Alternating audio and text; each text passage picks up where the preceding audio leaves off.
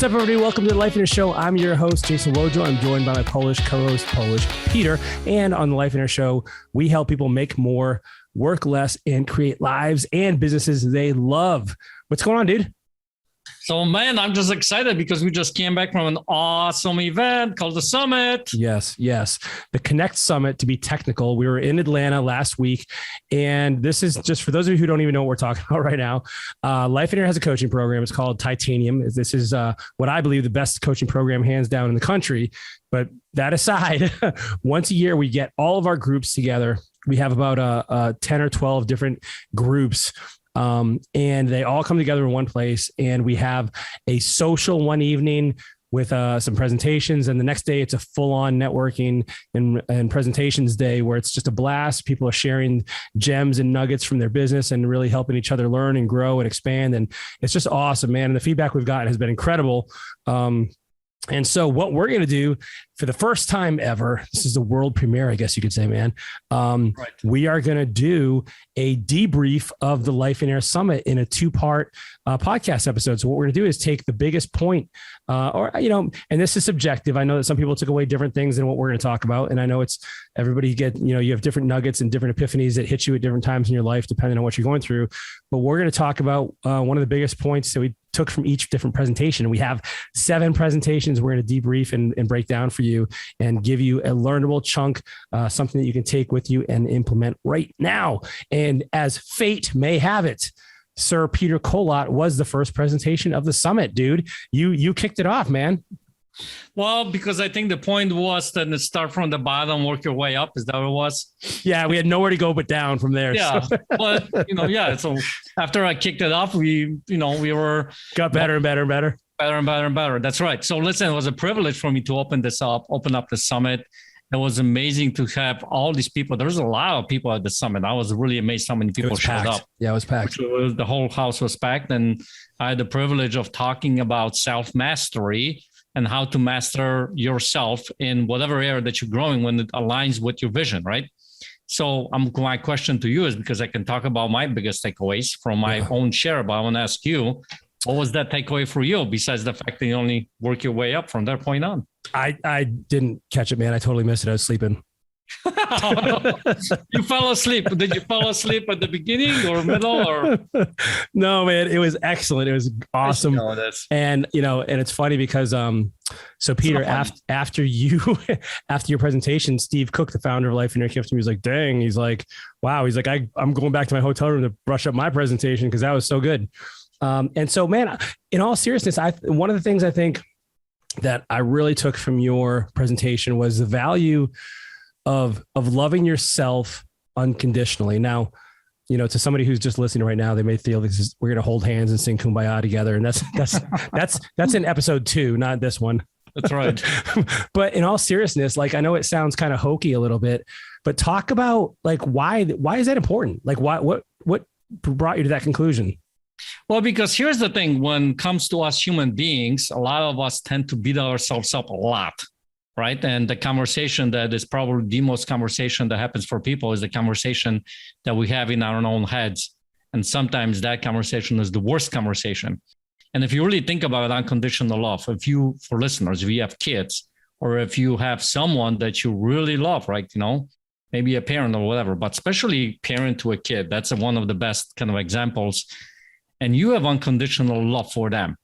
Like they could do something, they could screw something up, they can have bad grades, or they can, make mistakes in life, and yet you still love them unconditionally. And think about how that relationship works, right? You allow them, you want the best for them, you allow them to grow, you allow them to go and start living life a lot more, and you want the best for them.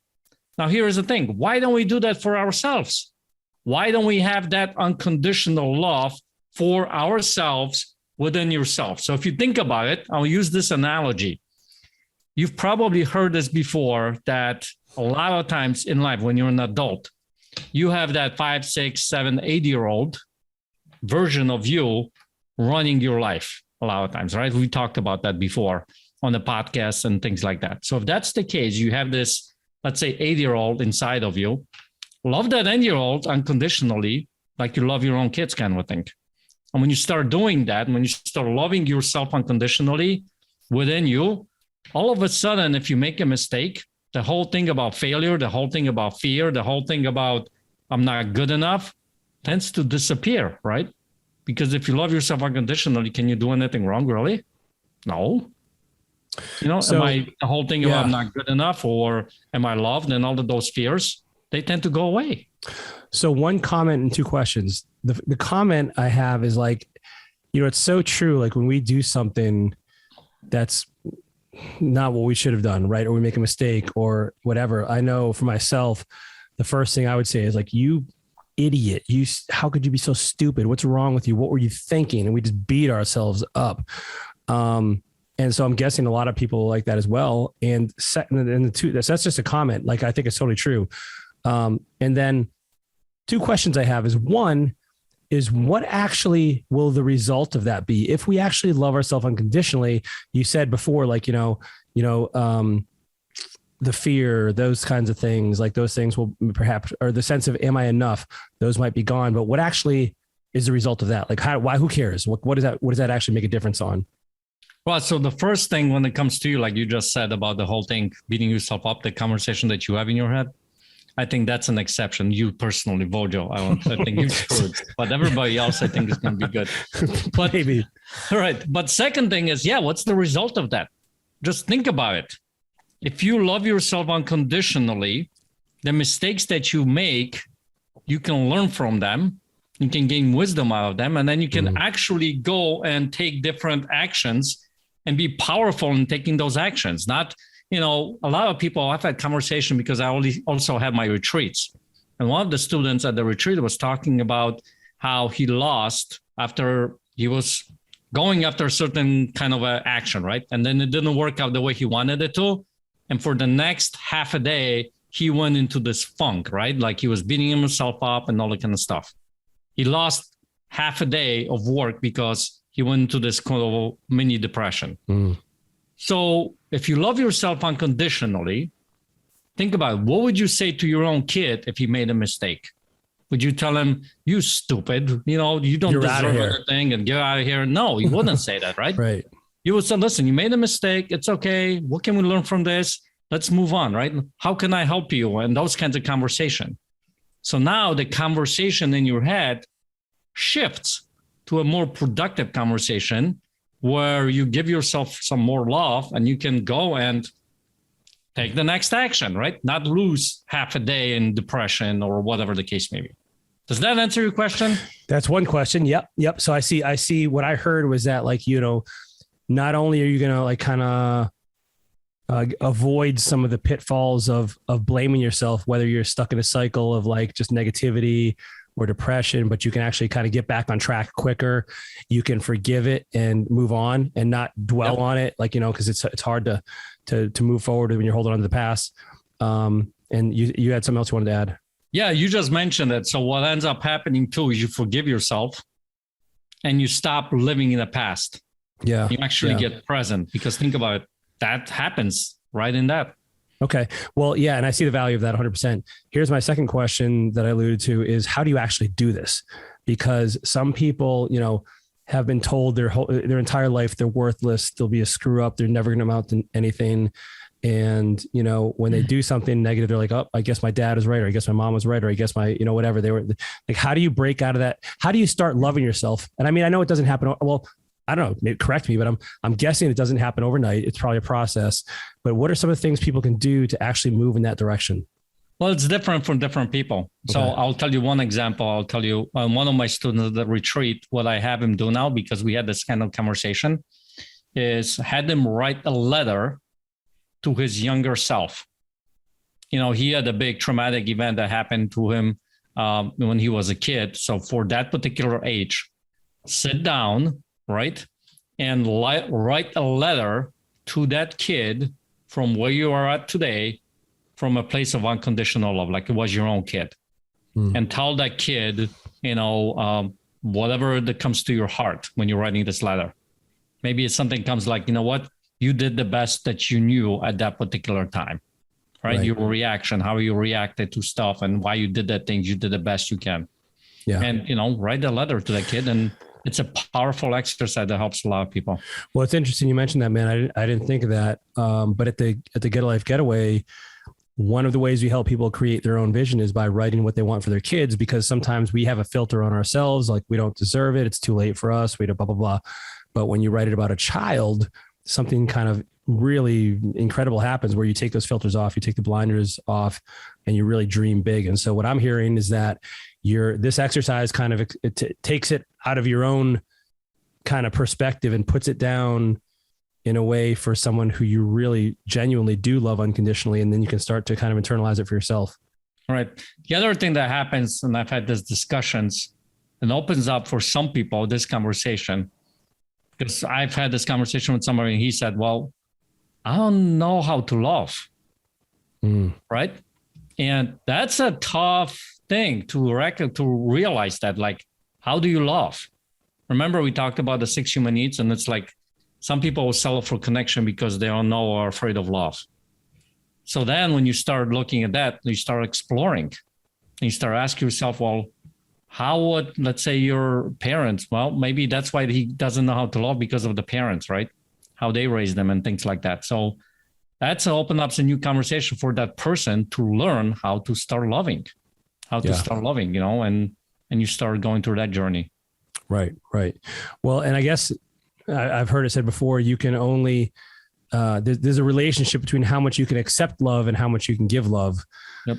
So they're related. As I'm talking to you here, man, I'm realizing that each one of these individual episodes, or not the episodes, each of these topics from the summit that we're going to cover could be an individual entire episode. Oh yeah. And so we'll have to do this at a future point in time.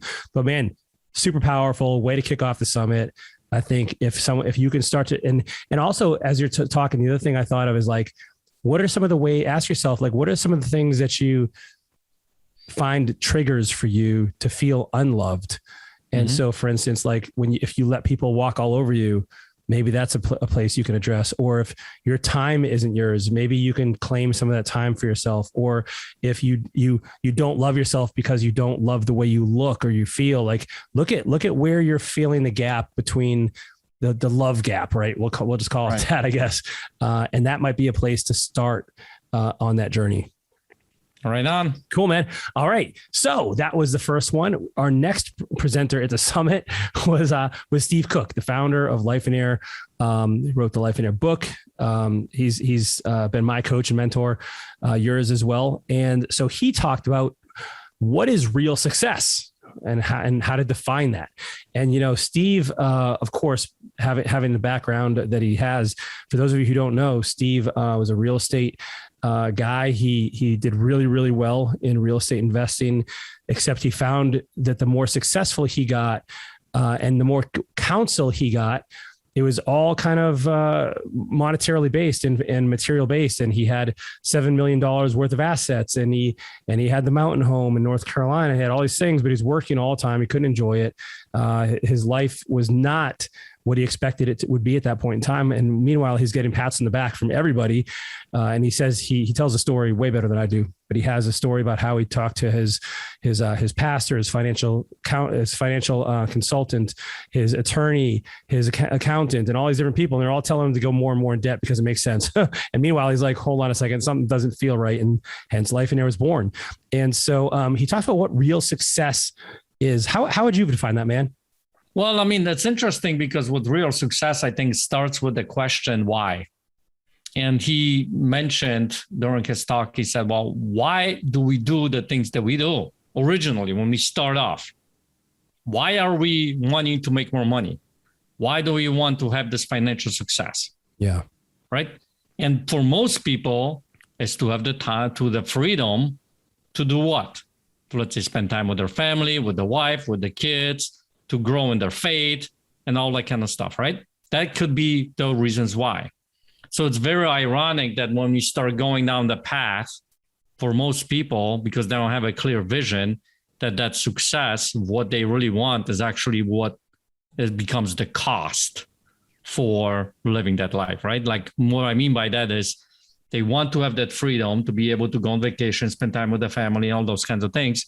But because they don't have a clear vision, the way they're going about it actually costs them their life their freedom, their marriage. Yeah, people get divorced, right? The kids don't want to deal with the parents or whatever the case may be, or the parents never home because I have to work 24/7 kind of a thing. Yeah. So he basically went in his talk redefining what that real success is. And it's not an easy thing for a lot of people to deal with, right? Because like, if I were to go out there in the world out there and say what the real success is to be the best dad, the best husband, to spend time with the family as much as I can, go on vacations with my family, have a strong faith in, something higher like God, people will be like, well, okay, well, they'll be kind of looking at you kind of weird, I think, in some way, because you look around there, it's like, we got Lamborghinis, we got big houses, we got all that kind of stuff, right? Well, because I think, and this is where he didn't say this, but one of the things that I took from his presentation was like, in a way, we got to be honest with ourselves. Number one is like, why are we really chasing this? Is it for our own ego? Because we want the acknowledgement and the recognition of being successful financially, because that's what you get when you drive down the road, in the Lamborghini, you feel significant. You feel like you've made it. If you have the $100,000 watch on or whatever it is. Now, of course, the funny part with all this is it's become exceptionally diluted. And so a lot of those people with all the nice stuff actually are completely broke and they just have it all financed. But are you choosing to work so much really for the freedom to spend the time with your family, to have choice over that? Or is it for your ego? And I think when I see people, and I certainly can't, I don't want to stereotype and say everybody works super hard because of ego, because that's not true. But I think you got to stop, like you said, and ask yourself, why am I doing this? Because ultimately, if your family, how many people say like, oh, I want to give my kids what I never had. Well, if you ask your kids, I think they'd say, hey, I want mom home. I want dad home. I want to spend more time with my family. And so we got to really ask the real questions, like, and if so, is it, and I know there's a lot of other reasons we work hard. I know that we want, security, we need financial resources, we want to have choices and things like that. But I think ultimately far too many people will go down the road of endless pursuit of finances only to at some point get to the realization they've sacrificed a whole lot in the process that they wish they could redo, and do a do-over. Right. And I don't know, I think you can agree with me what I'm about to just say. But if you know my story, remember my story, I was pursuing this, business back in the day and working like a dog, right? Sometimes pulling all-nighters and everything. And when my ex-wife came to me and she said she wants a divorce in November 2010, and then in December 2010, I got served. Guess what? None of the other stuff mattered, really. Yeah, it just doesn't matter. It doesn't. All that, listen, the business went away. I let go of the entire business because I was in the whole thing about saving my marriage, right? And the kids and the marriage. So all of a sudden, just like that, none of the other stuff really mattered. And I think that's what it is for most people, when it comes to it. If you really ask the question, why am I doing everything that I'm doing, and get very clear and authentic with yourself about it, the answer. And that's why we have these visions. That's why we put in there. So it's in the forefront for you. So why you're doing all this. Yep. So how would you define success? That is the $1 million question for you. And once you design that, and the only way you do that is through a vision, then you can decide, are you on the right path or are you in the wrong path? And make the according adjustment. Okay. Awesome, man. Right. Cool. All right. So cut next. So the next presentation we had at the summit was Bill Murillo on short-term rentals. And this is an area of great interest of a lot of people, and the summit was really a mix of some mindset stuff, some faith stuff, some business stuff, some real estate stuff. And so you're going to benefit from the variety of all these different topics. And Bill, 3 of the things that really struck me about his presentation, I know we said we're only going to do one, but this is kind of all the same. And he said hey, how do you know if short-term rentals are right for you? And by the way, I have his slides in front of me here, man. So I have a little bit of a benefit. And he says, to answer this question is like, this is a hospitality business. It is not a real estate business per se, because there's quite a bit of interaction. So he says, you got to be empathetic, have great communication skills, be flexible, be patient with people, right? Stay calm, composed, know how to process situations quickly. And that's what he believes makes you successful as a short-term rental host. Not necessarily just like, hey, I'm going to buy this thing and it's going to run itself, like maybe some other investments. What do you think about that? Well, yeah, I agree with that. And that's a perfect way of looking at, what do I do? What's the vehicle that I want to use to fulfill on that vision, right? Yeah. We talked about this on the past episodes about having a clear vision for your life, what you want your life to look like. So if you figure that part out, now you ask, well, what's the vehicle? How am I going to do it? And you start looking from that perspective, like short-term rentals, hospitality, you got to be empathetic and all those kinds of things. You start looking, okay, does this align with my vision? Because if it doesn't, then you need to pick something else. If it does, now you know you're on the right track to use that vehicle.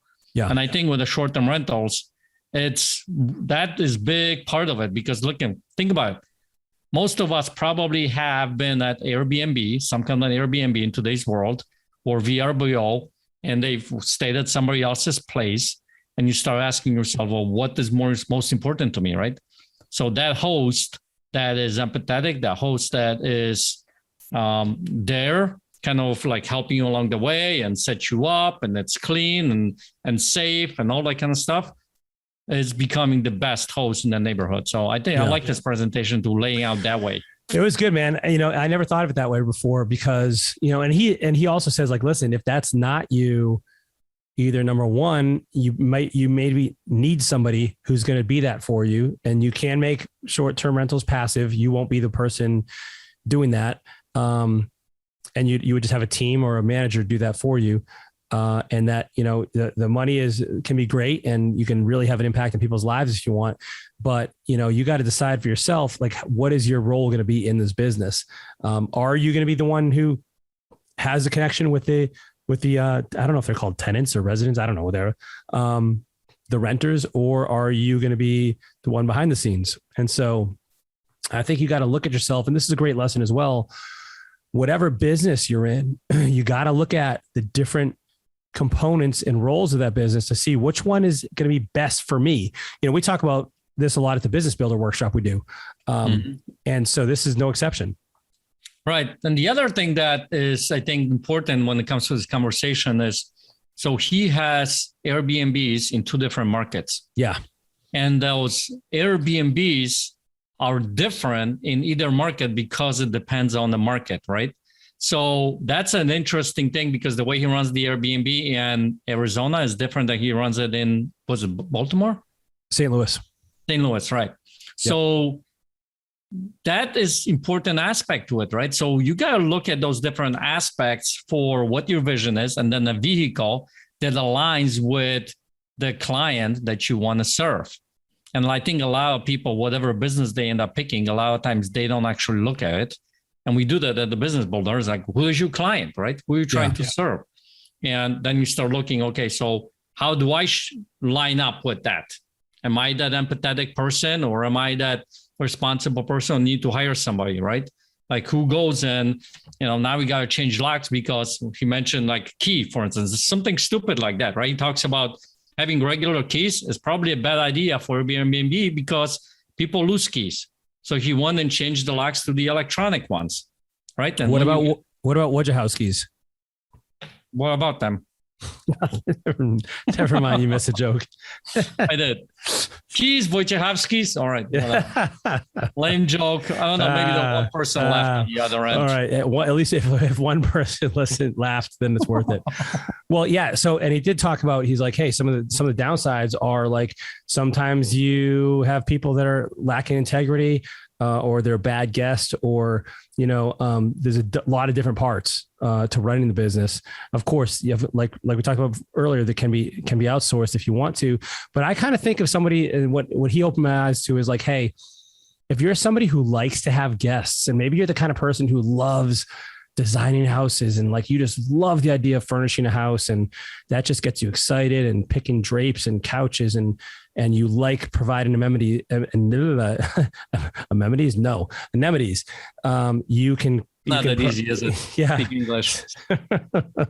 You'd probably be good at this, right? And so now, of course, there's other downsides he mentioned, like, regulations and things like that. And, some of the technology is integrated but I thought it was really interesting, man. Like you actually have a story of one of your students who did pretty well with this, like over the pandemic, right?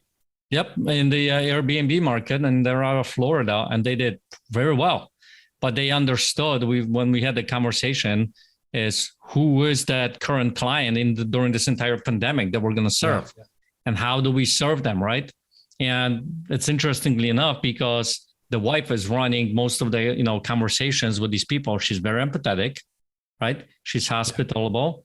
She comes to 6 human needs we talked about this year.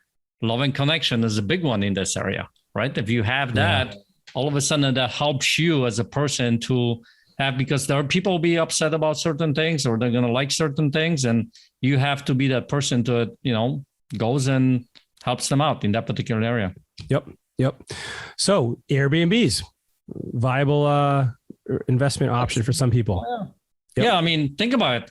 If your mortgage is $1,000 a month in Airbnb world, you can probably pay for that mortgage in the like first 2 days. 10 days, 2 to 5 days. Right. And everything else is profit. I got a buddy who he's down here in Carolina Beach in North Carolina. He's got about a dozen or so beachfront rentals, and he's making insane. I think he said his first opening is in like 6 months from now. He's been booked for the entire year, all of his properties every single day of the month. I mean, and he's charging $500 to $1,000 a night, depending on the property. And so it's just insane. He's doing fantastic. So maybe consider it. Of course, neither Peter or I or our legal counsel, or we have to give our disclaimer that we don't, this is educational purposes only. Exactly. So, all right. Last one we're going to talk about is Jackie Conkle's presentation on faith over fear. And, here's the thing, Jackie talked about this. She's like, have you ever met people that just seem completely unshakable? They're not swayed or disrupted, or life just isn't like, it's not a constant crisis or drama. When something happens, they kind of just roll with it and they're okay with it. And that's what she talked about in her presentation, man. One of the things I really thought that was interesting, and now, by the way, this was her presentation was a scripture-based, spirit-filled presentation, right? And so that is something that Lifeonaire sometimes includes, and it's certainly not something we shy away from. And she essentially said, what is faith? And she said, faith is the absence of fear. Right. I mean, think about it. Or fear or doubt or worry, right? Because if you have faith, those two things can live in the same domain, kind of same place in your head. Yeah. Right. So if you have faith that this is going to work out, that God's got this, or whatever the case may be, then fear can't be there. And I think looking at it from that perspective and getting clarity in that area, all of a sudden you start living life differently, especially when what hits the fan, because those are the times where faith is the most important to show up, because it's easy to have faith when times are good. But what matters is to having faith when times are not so good, or when they're tough. And I love Jackie's presentation because she dove really deep into this whole conversation on faith, and she shared her own examples from her own life, and especially when it comes to things that seem impossible, right? Like you're thinking about like, what? How could that be? And you start looking and like faith. I mean, I don't even know how to explain this. I mean, well, man, I'm with you. And so here's what I get. So I love how she said, faith is basically, it's not, the opposite of faith isn't lack of faith. The opposite of faith is the absence of fear. And so if you're a believer, and regardless of what your beliefs are, I'm just gonna talk about Christianity for a moment here. If you truly believe in the Bible, in what has been taught in that Jesus came and he rose on the third day, and all of it, right? If you truly believe that, there's nothing to be afraid of in this entire life, like nothing to be afraid of, because, the Bible talks about, that God will use things that aren't good for good. God says, I have, I know basically I know what is best for you, and that you'll never go without. And he says that, if even the birds of the air have a place to stay and food to eat, you'll how much more so for you. And like parable after parable of the Bible basically says in a nutshell, I got you. I got you. Like, just don't even worry about this stuff, and one of the scriptures says, like, what man by worrying can add even a minute to his life? Like, I think one of the biggest messages of the Bible is like, hey, I love you. I'm going to take care of you. Some of this stuff in your life on earth may seem scary, maybe even terrifying, and you don't know what's going to happen. You're just plagued with uncertainty and fear, but just have faith in me and it's going to be okay. Like, it doesn't matter. Like nothing matters really, except, your relationship with me. Just come to me when you are feeling fearful. Come to me when you're in doubt or when you're worried, and I will, I will take care of you. Like, let me do that. And those aren't exactly the words Jackie used in her presentation, but that's kind of the epiphany that I got. And one of her closing slides, she says, thank God for what he's already done. Instead of begging him to move on your behalf, he's already moved. Believe in faith that it is done. Right. And that's, I think, the important part of that, what he has already done, right? It's already happened. Yeah. It's already done. Yeah. Right. And if you start looking from that perspective, well, it's even through your vision, it's already done. It's already happened. It's just, I need to go and have that walk in faith to come for it to fulfill that vision in my own way, the natural, right? Kind of a thing. So when you start operating life that way, I think life becomes simpler. It's less stressful, obviously, right? Less worry, less fear, and you walk in faith, and it helps you get there. I think sometimes we get in our own way, get in God's way kind of thing to fulfill on that vision. And we're like, we put ourselves in the way to get to that vision quicker. Or we try to have all the answers, and we try to design our own plans and our own steps, Yeah. That's not our job. Like our job, and we're going to talk about this in the next episode when we talk about Ken Holmes' section on faith of achieving your vision. But essentially it's this, like, your job, your only job is to have unwavering childlike faith. And as you do that, the steps will be laid out for you. As you, it's kind of like this, like, we use this example to Get a Life Getaway, where I'll be standing on one side of the room and I'll say, one of the questions I get from a lot of people is, how do I get to the other side of the room? The other side of the room being my vision. Well, guess what? Like, very few people have all of the answers the moment they start. They have to have those answers kind of revealed to them as they move forward, because your vision, even if we use an analogy of our own physical vision through our eyes, we can only see so far.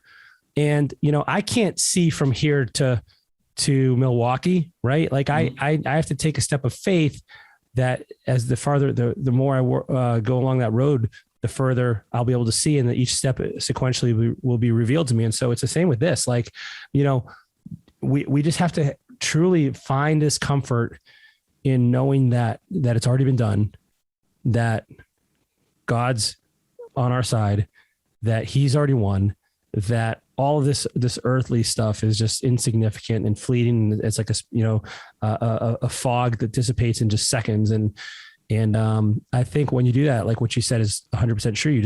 You behave differently, you think differently, you feel differently.